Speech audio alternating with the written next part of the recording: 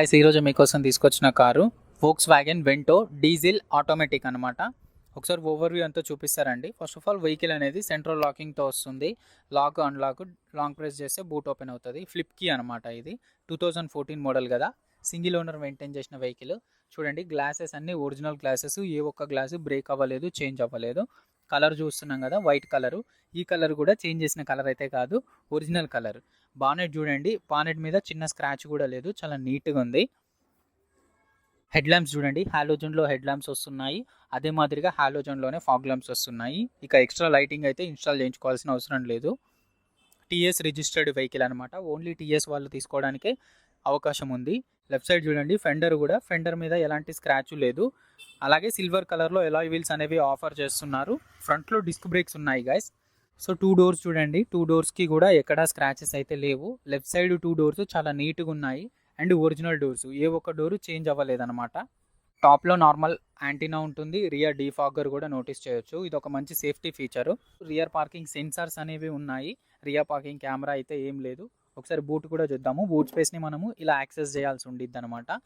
So boot space అనేది చూడొచ్చు. సెగ్మెంట్లోనే best boot space అనేది ఈ వెంటోలో ఆఫర్ చేయడం జరుగుతుంది. చూడండి స్పేర్ వీల్ ఎలా ఉందో, స్పేర్ వీల్ కండిషన్ అనేది. స్పేర్ వీల్ కూడా చాలా నీట్గానే ఉంది అండ్ దాని గ్రిప్ కూడా నోటీస్ చేయొచ్చు. దాని రిలేటెడ్ ఎక్విప్మెంట్ కూడా ఇక్కడ అవైలబుల్గా ఉంది గైస్ వెహికల్కి రైట్ సైడ్ ప్రొఫైల్లో చూస్తే ఇక్కడ చూడండి చిన్న డెంట్ అయితే ఉంది రియర్ డోర్కి, రియర్ రైట్ సైడ్ డోర్కి. అలాగే స్క్రాచ్ కూడా ఉందన్నమాట. అలాగే ఫ్రంట్ డోర్కి చూడండి ఇక్కడ చిన్న స్క్రాచ్ అయితే ఉంది.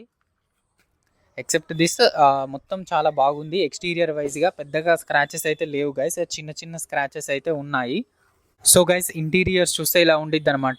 బీజ్ సార్ట్ ఆఫ్ ఇంటీరియర్స్తోని 4 పవర్ విండోస్ ఉన్నాయి. అలాగే లాక్ అన్లాక్ ఓఆర్విఎమ్స్ని కంట్రోల్ చేసుకోవచ్చు. అలాగే బూట్ ఓపెన్ చేసుకునే బటన్ కూడా నోటీస్ చేయొచ్చు. సో గైస్ సీట్స్ అనేవి ఇలా ఉంటాయి అన్నమాట. నార్మల్గా అయితే ఈ కార్లో లెదర్ సీట్స్ అనేవి రావు, బట్ ఓనర్ ఎవరైతే ఉన్నారో అతను మోర్ దెన్ 10,000 అలాగా స్పెండ్ చేసి మంచి పర్ఫోరేటెడ్ ట్రీట్మెంట్తో నాపా లెదర్ సీట్స్ అనేవి ఇంటీరియర్స్లో ఇన్స్టాల్ చేయించడం జరిగింది. ఇది manually height adjustable driver seat. ఇది ఒక హైలైట్ థింగ్ అని చెప్పుకోవచ్చు 2014లో ఈ ఫీచర్ ఉందంటే. అలాగే హెడ్ ల్యాంప్ లెవెలర్ ఉంది. స్టీరింగ్ వీల్ అనేది ఇలా ఉండిద్ది, లెదర్ ర్యాపిడ్ ట్రీట్మెంట్తో ఇవ్వడం జరిగింది. లెఫ్ట్ సైడ్లో మల్టీమీడియా కంట్రోల్స్ ఉన్నాయి, రైట్ సైడ్లో కాలింగ్ కంట్రోల్స్ అనేవి నోటీస్ చేయొచ్చు. గైస్ రీడింగ్ చూడండి 57,000 కిలోమీటర్స్ అనేది తిరిగింది. అలాగే సెంటర్ కన్సోల్ అనేది ఇలా ఉండిద్ది అనమాట. నార్మల్ మ్యూజిక్ సిస్టమ్తో వస్తుంది. ఇది CD, FM, radio, Bluetooth, aux వీటితో వర్క్ చేస్తుంది అనమాట. ఆటోమేటిక్ AC నోటీస్ చేయొచ్చు.